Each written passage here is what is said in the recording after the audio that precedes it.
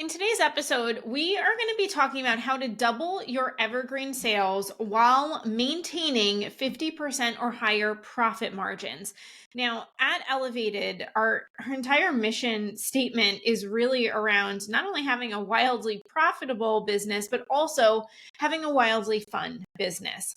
And something that we want to talk about more is profit and fun, because the more people we talk to right now, the more people are just saying, like, things are not working like they used to work. And I am tired. So, in this episode, we're going to start the conversation around profit margins and how we have gotten to a place where we have our team optimized. It's running smoothly. So, we can go on vacation for a handful of days. Things run smoothly. Sales still come in. And we're going to break it down for you as much as we can. So if you know you want to see what this is actually like, then DM me with the word coach on Instagram and we can set up a call where we actually walk you through all of this. So we're going to go over as much as we possibly can before Dan's 11:30 momentum call. So Dan, we love talking not only about money, we love talking about how to double your revenue, we love talking about evergreen sales, and we love talking about profit.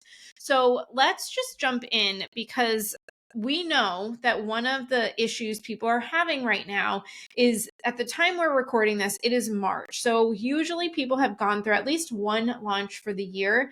And we have just talked to person after person where they're like, hey, the leads were looking so good. The number of leads for this launch, I had a record number of leads. I had a record number of people signing up, and the conversions just weren't there.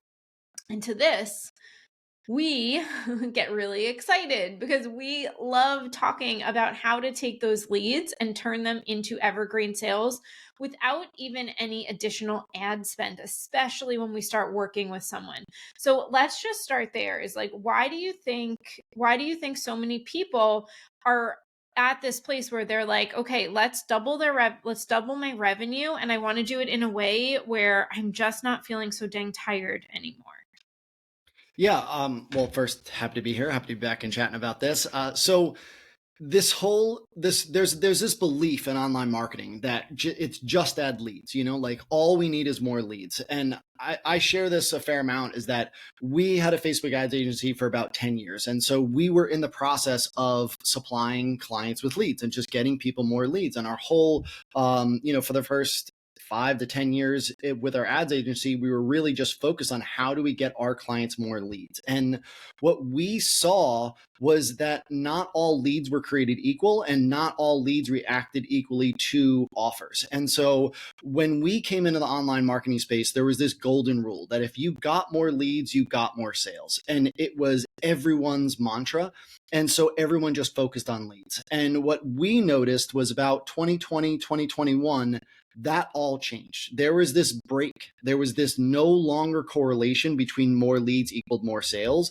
We saw it in real time because we've been selling Evergreen for a while now. But in 2020 and 2021, we were selling all of the time. So we noticed that we were still getting consistent sales from our leads, but our Facebook ad clients were not. And this is one of the things that drove me really crazy. I was like, what am I doing differently for my ads clients than I'm not doing for our own ads that are getting us sales but aren't getting our client sales? And what it came down to was focusing on the most important thing was sales. Is what is the offer? What can we get people to buy from? What are people saying to that offer? Yes, no, maybe, I hate it, I love it. And taking that information and plugging it back into the top of your funnel so you can get more qualified leads. And I would even say, like, it's so interesting, and it's actually funny because I obviously am the person closest to you, but you have been saying this literally since 2020 and 2021, where you're like trying to sound this alarm, and it's almost like no one is listening. And I think people Which is a great subject for a I podcast. know. I know, but it took a while for people. I think the pain had to get so great that it kind of took people a while, because we are so proactive in our business. And I don't know if this is because we are such high performers, slight neurotic where we're like, if things are like 1% off, we are sounding the alarm so quick. We don't wait until they're like 20% off or 25% off. We are like, when something is off, we, especially me, I'm probably more dramatic than you. And Yeah. I'll say dramatic, but I'll also say like very intuitive where I'm like, this is not working. This needs to be fixed now because it's not a problem now, but it's going to be a problem in a week or two. And most people wait until it's like beyond a problem. So I just want to give you credit because you have been saying this for years. And now we're seeing this even more where 30% show up rate used to be the Yeah. standard. It used to be the norm. That was like the holy grail that people would go for is like, okay, well, 30% show up rate. And then if I can get, 10 to 30% to convert while they're live, I know that's a huge range, Yeah. but then I'm looking really pretty. Well, now it's 5% show up rate. This is what we are seeing. And I get really pumped because our clients are still having 30% Well, I show was up going to rate. say, I think a lot of people are getting 5%. We are still seeing a 30% show up rate. And so that's one of the main reasons we stopped doing Facebook ads is because every sales call I got on, Stopped running Facebook ads for other people. oh yeah, yeah, stop We running run Facebook. because Yeah. people are gonna be like, I get hit with your ads all the time. What do you mean stop running Facebook Yeah. ads? But every sales call I got on for Facebook ads, I spent more time convincing the person not to run Facebook ads than to run Facebook ads. And that's when you and I really got together and said, okay, if we weren't selling Facebook ads, or no, the question was, what would we need to give people so that they would be ready to run Facebook ads? And so that's where we came with the impetus to create Elevate and go with that way. But that's another story for another day. I think the important piece here is that too many people are focusing on the wrong thing, which leads to overwhelm. It leads to lack of profit. It leads to lack of revenue because what they think they need is more leads. So they spend their time, their team, and their budget on getting more leads. But what they really need is to get more sales. And it sounds similar, but it's completely different. And when you focus your whole business on getting more sales, it changes what you work on, it changes what you invest in, and it changes what team members you hire. So this really even goes down to, should you hire a client success manager or should you hire a social media manager? Most people say, oh, hire a social media manager first. That's not something we believe in. We believe hire the client success manager first. Why? Because that's the person who's going to get you the best result with your clients, which is going to lead to more renewals, more referrals, and more success, which is going to get you testimonials, which is going to help your sales. And so this is kind of how this whole thing is connected between leads, revenue, and profit. So let's talk to the person because I know this is a lot of people right now who just came off of a launch and maybe they did have their best leads number like ever. I want to talk to that person on how they can actually double their launch revenue with Evergreen sales. And one, how we think about this, and a lot of people are like, oh, you're anti-launch, and we're actually not anti-launch at all. We just want everything in your business to work better. We have insanely high standards. I have insanely high standards. Our team has insanely high standards, and we don't settle. We have unsubscribed to a lot of the standard online industry chatter that like more leads is better. We don't, and we are not. And you're going to see us move away from this even more. We do not play the quantity game, we play the quality game. If you've been here a while, you've heard us talk about this. So there is a way for you to do a launch and be like, this is the cherry on top. This is the bonus energy. This is actually my extra money because I have the reliable, stable, growing, evergreen revenue coming in every single month. And if I have talked about how we are the turtle, we didn't go from like 20K to 100K months in a month. It took us the building of just doing this program for over 2 years, and our revenue just creeps up over and over and over again. And, we hit 100K months in November 2022. Now we're in the 150 range every single month because it grows. And it's like just one by one by one by one, it grows and grows and grows. So I know I had a question in there somewhere. How do you double your revenue with evergreen sales on the heels of your launch? Yeah. So what you mentioned is with our clients, what we really want the launch to be is the cherry on top. We want you to have consistent revenue, do a launch. That's all bonus. If you're not selling evergreen sales and you just completed a launch, no matter what you did, no matter if it's good, bad, or ugly, you did some revenue and you got some new leads. That's why launching is so fun, is because you get a lot of new people to your world, in your world. And then you do get some sales, whether it's from new people, old people, whatever it is. So what we really like to leverage is you've built up some momentum in your business. Don't let it stop. We can very easily add on an evergreen sales system to your launch in 5 days. I was even thinking back to someone we worked with, a coach that we hired a while ago, and he was like, it's going to take you 12 months to set up your evergreen sales system. We were like, wow, that's really long. Okay, we should not do that. Let's just focus on launching. We have clients who set up their evergreen sales system in 3 days. It's so easy, it's so simple, and it's not the tech heavy I was going to say garbage. I don't won't go that negative. The tech heavy setup like it used to be. It's very simple. You take the leads you already have, you talk to them in a way to get them to engage in a conversation with them, and then you bring them to a sales event. For some people, that's one-to-one calls. For some people, it's a sales page. For some people, it's, I won't say webinar, but like a group sales training.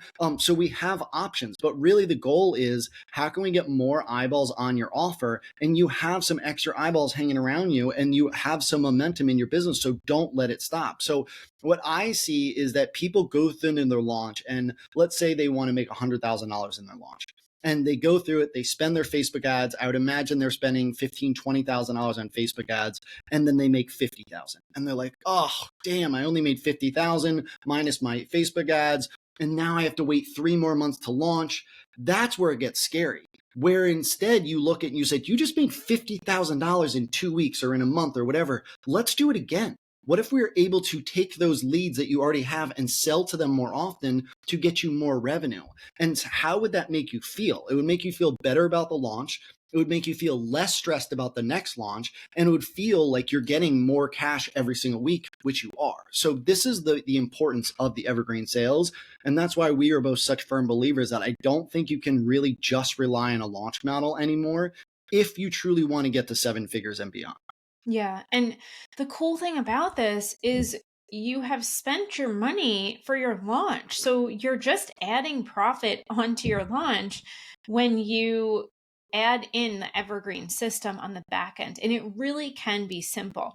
And the thing about us is that we've never cared about quantity. We don't have the biggest email list. We don't have the biggest audience, but we make the most with what we have. I've always been like this. We will make the most with the least. So I don't actually need, and this is something we were just talking to our team about, because sometimes we forget this, to be honest, where it's like, I don't actually need 1,000 people to show up on a training, because I want 10 people who are like serious, who are ready to solve their problem. So I will take 10 qualified people over 1,000 people who are just kind of there to listen or hang out. And like, think about it. If there's music in the park, anyone is going to go listen to the music in the park versus like paying for a concert ticket. So I don't want the people who are just here to see what it's about. I want the people who are ready to change their lives. The other things, and the reason why I say that, because I want to clarify a little bit, I'm fine with people seeing what I'm about. I'm fine with people coming into a training or getting on our email list and not being ready. But here's the thing, I don't count that person as the same quality of lead, because here's where people get in trouble is that they get 5,000 people signed up for their training, and then they're like, oh my gosh, I have 5,000 people here. I have 5,000 people who are ready and serious and ready to change their lives. And when it gets down to it, the variety within the 5,000 is so different. So I don't want, I'm of course I, of course, want to impact and help people, but I don't want my business to be driven and expectations to be set that I'm going to have the biggest and best launch ever by this fake number. And that's what a lot of people are doing. They're riding their livelihood on this fake number that actually doesn't mean anything. Because if you have 5,000 people who are ready to sign up for a free live training that they have no intention on showing up for, then it's a fake number. Yeah. I mean, I was going to say, I thought what I was going to say was controversial, was just like launching is great for beginners. But if you want to be an advanced business owner and actually really grow your revenue, you have to be selling all the time so that you grow your revenue and so that you have that feedback loop of what is selling. And what you were talking about in the beginning of why you take slight changes so seriously is you kind of multiply them. You're like, if this week where we had 0 sales, if this week multiplies by 10, that's a huge problem. Yeah. Whereas most people are like, I had 0 sales this week, but it's okay. I'm going to get 1 sale next week. And so I think you are very good at living in the present moment of like, this is our present moment. We have to look at this. Of course, we have to be optimistic, but we also have to look at what is actually happening and make changes. Yeah. And oh, we are like ruthless. And I know sometimes like talk about team and just we can talk about team and optimizing your team, but I'm ruthless. And I know, and you have very high emotional intelligence and you've worked on this a lot. And we were saying yesterday how, we got through the whole day and we had a great day and we didn't get into a fight when we were having hard work conversations because we've come so far with this. And I don't want to hear any excuses. So it's very easy to paint excuses, and I totally get why we want to do that. And there's no like it's all data, so there's no reason to come up with excuses. So if anyone is sitting here and they're also like me, then just we have to figure out to how to not tolerate excuses, but also lead in a way that is empowering, because it wouldn't be very empowering to just say to everyone, stop making excuses. We need to make a change. You can get the message across without having to be rude or an ass, basically. Yeah, and I think there are times to be like, everything is rainbows and unicorns, everything's great, we are planning for the future, this is my vision casting and all that kind of stuff. There's times for that. But what I kind of like, there's times to kind of be the creative genius and the CEO visionary, and then there's kind of times to be the warrior where you show up and you're like, this is my battle today that I need to win. Yeah. And yesterday is, I mean, a day that you and I spent probably about, I don't know, what would you say, 4 hours, 6 hours, just talking through our marketing, our sales systems, and really analyzing what was not working up to our standards. Not that anything was completely broken, not that anything was wrong, but we have really high standards and we're always raising them. So we have to look very critically at our own business. And a lot of times the reason why this would lead to fights is because I am always like, but Nicole, it's going to be better. And you're like, but this is the reality. And so now we've kind of worked that out where we can say, okay, this is our time to look at our current reality and be ruthless in the examination of what is happening. And then there are other times where we can be super optimistic and planning and visionary and everything's going to be amazing. But yesterday was a day where we had to be extremely ruthless with our business. And it really was like it's almost like like when you're at the gym or something and you have one of those days where you just have to like push it and see what you can actually do. Like that was yesterday for us. It's just like, all right, this is a test. What can we actually do in one day in terms of leads, conversations, and sales? And that was the push. Yeah. And so I want to talk a little bit about how we have optimized our team, because I've actually, we get a lot of questions with this inside Elevate, and this is one of our favorite things to train on, is how to grow a team that is that is optimized and that does run smoothly without me needing to micromanage every single thing or you needing to micromanage every single thing. So if you do want to get an inside look as to how we do this, then DM me on Instagram with the word coach and we'll have a conversation about it. The most important thing I have done, and we're going to be talking about this more in more podcast episodes, but is to, when I'm speaking as the CEO, I'm not bringing my emotions into this. So I can get really fired up. You've heard me get fired up. I can speak very intensely, but I'm not mad. And this is something I with Dan especially, because when I'm talking to Katie or when I'm talking to Jess, I think they know by now that I'm not, whenever we're having a conversation, this isn't my personal feelings being brought into this, but because of the nature of me and Dan's relationship and his knowledge of me as a human and how I used to run the business, sometimes I do need to remind him, like, hey, I want to have this discussion, but this isn't good. This isn't bad. I'm not mad. I'm not upset. Things are great. I feel really safe. I feel really solid with our revenue. And we need to have a conversation on how we're going to improve this. But no part of me is mad or angry. And sometimes, again, I speak very intensely sometimes. So it could be interpreted that I'm mad or angry, but I'm not. I'm just kind of fired up, kind of intense, kind of see the possibility and the opportunity. So if you work with your spouse, like, have those conversations where you're kind of framing, I'm really big on context, like you're framing the call and it's like, hey, this is the conversation we're about to have. I just want you to know that I'm good. I'm good. So no matter what comes up, it's okay. And it kind of just, I don't know. What's your perspective on that? Because I don't want to speak for you. No, I mean, I think it's really important to have the context of the call. The other thing that I think we always do a really good job of is that we don't really bring a lot of emotions into the conversation about our people. So, like, we inherently trust that our people are helping to grow our business. I think a lot of people have built the wrong team.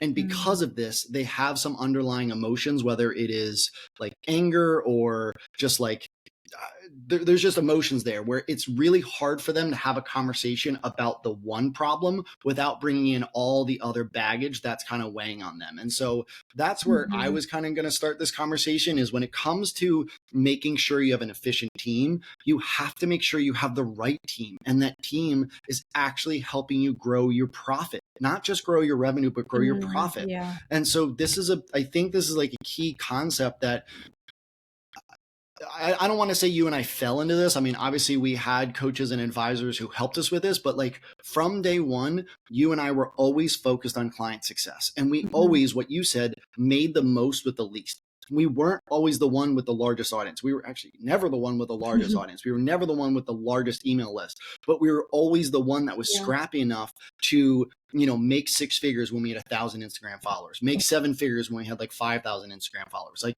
it wasn't about the number of followers, it was about the results and the stickiness of our clients that really allowed us. Also, what you said, why our income keeps climbing every month is because we don't have a lot of clients that leave us. So every time we get a new client, it's really just add-on revenue, not replacement revenue. And that is something we've Mhm. always stuck to. And with that as our principle, we always went to, okay, what's the biggest thing we need to work on right now? It usually comes down to retention, client success, that kind of stuff. And when we bring those people in, we see our profit increase, we see our time increase, we see our results increase, which just leads to a better relationship with our team. So that when we have to have those awkward conversations, or not awkward, but like serious conversations, it comes from a place of, hey, we really appreciate you and respect you, and we have to make some changes. So this is the change we need to make. Mhm. So let's talk about, because we only have a few minutes, so we'll do more on this. And if you have more questions on this, then again, send me a DM on Instagram because we will create more content around this. So let's talk about our team and optimizing our team right now. Because again, I've shared this before, but I remember in 2020 saying to our mentor, our coach James, like, I don't think I'm cut out to grow a team. I don't think I can let a team in. I was like embarrassed that there was something wrong. I was embarrassed that we were a mess. I was embarrassed that the money we were making wasn't good enough, which is wild because we were making hundreds of thousands of dollars at that point. But I thought someone would come in and be like, you don't know what you're doing. So, embarking on the journey of growing a team has been the most um rewarding thing, like surprisingly rewarding as I've given myself this promotion to CEO. But I want to talk about this because someone actually just asked me today, who is the best person that you have hired? And I paused and I was like, oh, that's such an interesting question. All of them. And we hired one by one.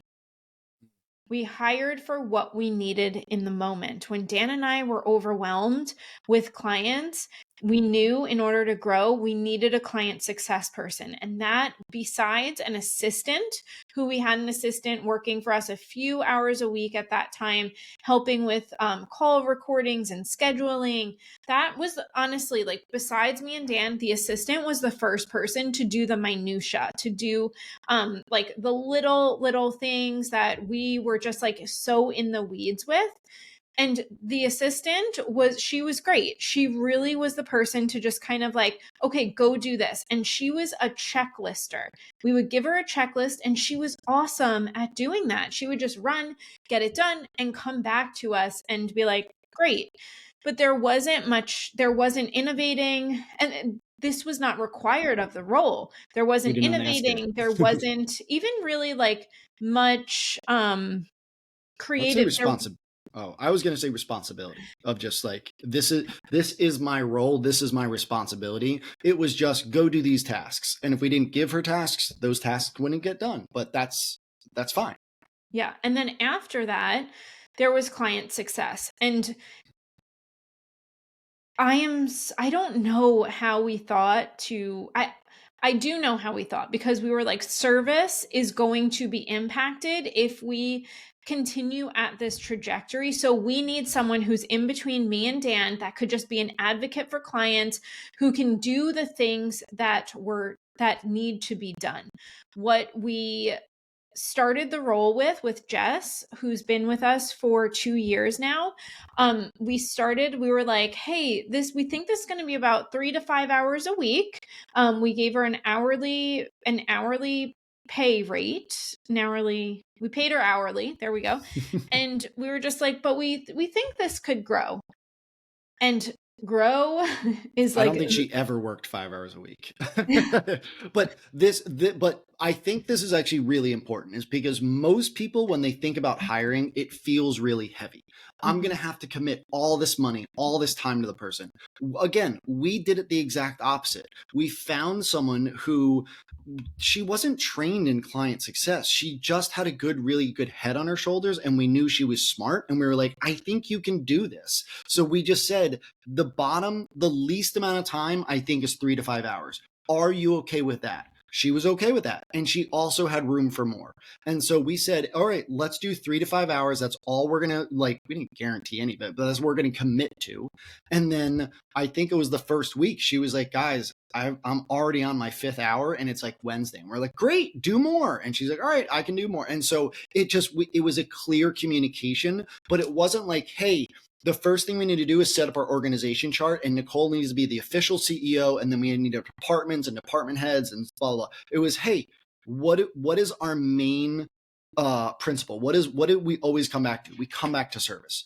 How can we make sure that these people that we're getting into our program are getting the best possible results? Well, some people are slipping through the cracks, and Nicole and I we needed more support with it, having people slip through the cracks less. So we were like, what if we designed this role where someone would just manage our clients for us and bring us their problems and bring us their questions?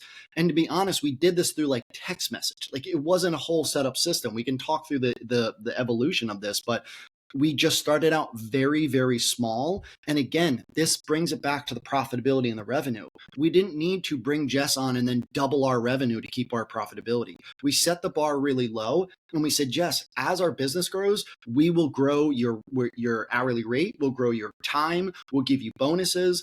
And we've honored that as we've grown, but we didn't overcommit because we couldn't, because we knew profitability was service and profitability are our two big principles that we rely on. So we had to honor those. And I think again we could talk about this forever. We'll have to have more conversations around this, but I think a lot of people are like, "Oh my gosh, this is going to cost so much and it's going to be so much of my time." The time it's going to be your time. It's your business. You need to train someone. You need to get them on board with your company culture and your values and all of that, but it doesn't have to it shouldn't. If it is like putting a knot in your stomach at the thought of the person who you're going to put in, I think a lot of people are like, well, if this person, they do this like invisible math that's just like, oh, well, if the person makes me, if I can spend this much, then I'll be able to make this. But if it's causing you like stress to pay this person, I would say it's not going to work. It has to work for where you are now. So this is how we have maintained such high levels of profitability because we say, here's what we could do now. I want to get you here and let's go here, but it has to make sense for us.